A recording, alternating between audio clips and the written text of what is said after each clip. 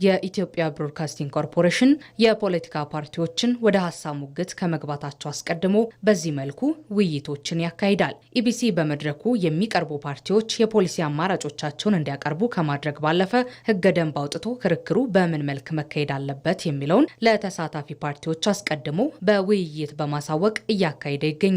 የፖለቲካ ፓርቲዎች በክርክር ሂደታቸው ሕገ መንግስቱን ባከበረ መልኩ እንዲያካሂዱ፣ ምንም አይነት አኮሳሽ ሀሳቦች እንዳያነሱ ማድረግን ጨምሮ በሕገ ደንቡ ላይ ተቀምጧል። የሀገሪቱን ሕገ መንግስት ከሕገ መንግስቱ የተቀዱ ሌሎች ሕጎችን እንዲያከብሩ ይደረጋል ማለት ነው። ከዛ ባሻገር የኢትዮጵያ ብሮድካስቲንግ ኮርፖሬሽን ኤዲቶሪያል ፖሊሲ አለው። ኤዲቶሪያል ፖሊሲዎች ውስጥ የተከለከሉ ነገሮች አሉ።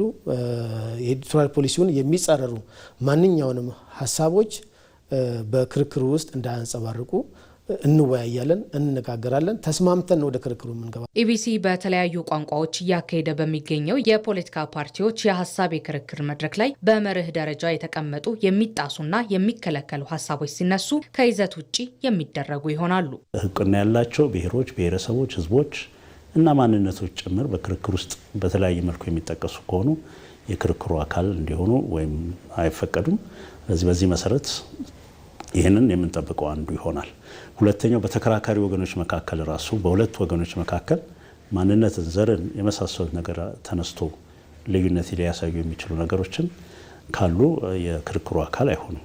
ከአከራካሪ አንጻር መርህ ብለን ያስቀመጥናቸው ነገሮች አሉ። በምንም አይነት ወገንተኝነት ማሳየት አይቻልም ይላል። ይሄ ወገንተኝነት አሳይቶ ቢገኝ አየር ላይ እንዲውል አይፈቀድም። በተመሳሳይ ፖለቲካ ፓርቲዎችም ይዘው የመጡት ነገር ካስቀመጥናቸው መርሆች ጋር የሚጋጩ ነገር በተገኙ ጊዜ የተጣሰ ነገር ካለ ያው ከወዘት ውጭ ይደረጋል። የፖለቲካ ፓርቲዎች ሀሳባቸውን በነጻነትና በምቾት እንዲገልጹ ከቦታ መረጣ ጀምሮ የኢትዮጵያ ብሮድካስቲንግ ኮርፖሬሽን ለተከራካሪዎች እኩል የሰዓት ምጠና በመስጠትና ምንም ተጽዕኖ ባለመፍጠር በገለልተኝነት እየሰራ ይገኛል። ለፖለቲካ ፓርቲዎች ፍትሐዊ የሆነ ሰዓት መመደብ ማለት ነው። ለሁሉም ፖለቲካ ፓርቲዎች የጋዜጠኛ ምርጫንም በተመለከተ የሚያከራክሩ ጋዜጠኞችንም እንዴት መምረጥ እንዳለብን በደንብ አድርገን ለነሱ የመረጥንበትን መንገድ እናሳውቃቸዋለን።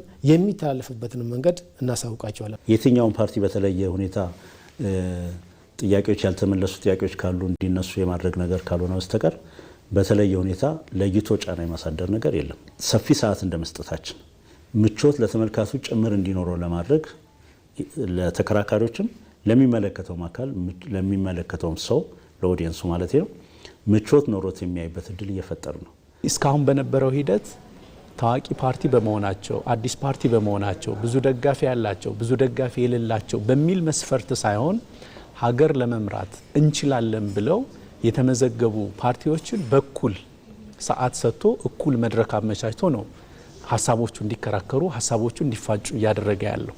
በኢትዮጵያ ብሮድካስቲንግ ኮርፖሬሽን እየሞገቱ የሚገኙ የፖለቲካ ፓርቲዎች የየራሳቸውን የመወዳደሪያ ሀሳቦችና የሰነቁትን አማራጮች በዝርዝር በማቅረብ ለሀገር የተሻለና ተግባራዊ አማራጭ ይዞ መቅረብ ይጠበቅባቸዋል።